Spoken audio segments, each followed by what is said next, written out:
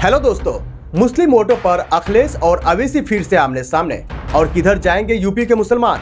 अखिलेश और अवैसी का रिश्ता शुरुआत से ही ठीक नहीं रहा है।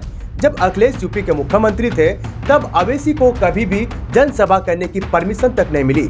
अब मुस्लिम वोटों को लेकर दोनों फिर आमने सामने हैं। वैसे तो यूपी में उपचुनाव हो रहा है, लेकिन मुकाबला मिनी विधानसभा चुनाव जैसा हो गया है। एक एक सीट जीतने की होड़ मची है। समाजवादी पार्टी और बीजेपी में सीधी टक्कर है, पर लड़ाई में बीएसपी, आजाद समाजवादी पार्टी और एआईएमआईएम भी है। इनकी वजह से कहीं बीजेपी का तो कहीं समाजवादी पार्टी का समीकरण बिगड़ रहा है और उपचुनाव के बहाने सभी राजनीतिक दल अपना दस्तखम दिखाने को बेकरार है। यूपी में विधानसभा की 9 सीटों पर चुनाव हो रहे हैं। समाजवादी पार्टी का कांग्रेस से गठबंधन है, पर कांग्रेस ने इस बार चुनाव न लड़ने का फैसला किया है।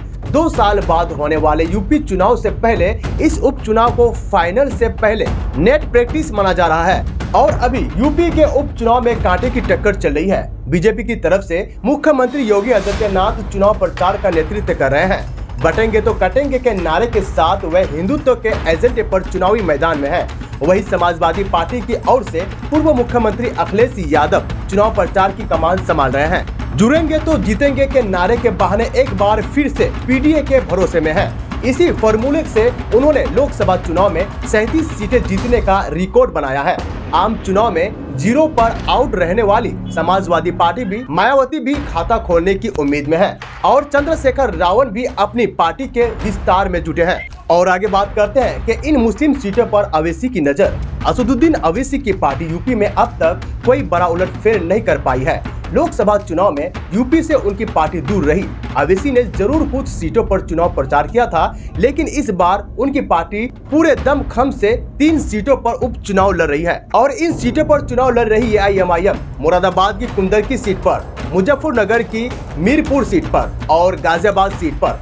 यूपी की इन मुस्लिम आबादी वाली सीटों पर अवैसी की पार्टी किस्मत आजमा रही है।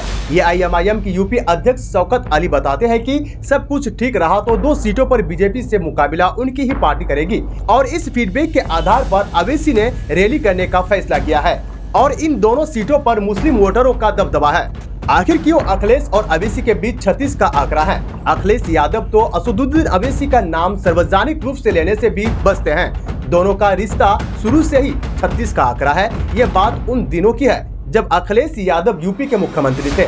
उनके राज में अवैसी को कभी सभा करने की इजाजत तक नहीं मिली और कानून व्यवस्था खराब हो जाने के नाम पर उन्हें हर बार रोका गया। अवैसी भी कहते रहे हैं कि समाजवादी पार्टी में सारी मलाई यादव बिरादरी के लोग खाते हैं। मुसलमानों का काम तो सिर्फ दाढ़ी बिछाने का रहा है।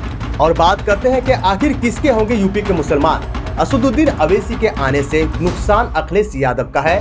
वे सबसे पहले मीरापुर में प्रचार करेंगे, फिर कुंदरकी में रैली करेंगे। पिछले विधानसभा चुनाव में कुंदरकी में अवैसी की पार्टी को करीब 14,000 वोट मिले थे और सोमवार को ही अखिलेश यादव ने यहाँ एक बड़ी चुनावी सभा की। अब बारी अवैसी की है। कुंदरकी से अवैसी का संबंध पुराना रहा है। समाजवादी पार्टी के मुसलमानों में तुर्क वोटरों पर भरोसा है, तो वही अवैसी की नजर मुस्लिम चौधरी वोट पर है। उनके आने से मुस्लिम वोटों में बंटवारे का खतरा है और कुंदरकी में 65% मुसलमान वोटर है। मेरठ के मेयर के चुनाव में अवैसी की पार्टी समाजवादी पार्टी से आगे रही थी। चुनाव में कब क्या समीकरण बन जाए इसकी कोई गारंटी नहीं है। वीडियो इंफॉर्मेटिव लगने पर सब्सक्राइब और शेयर जरूर करें।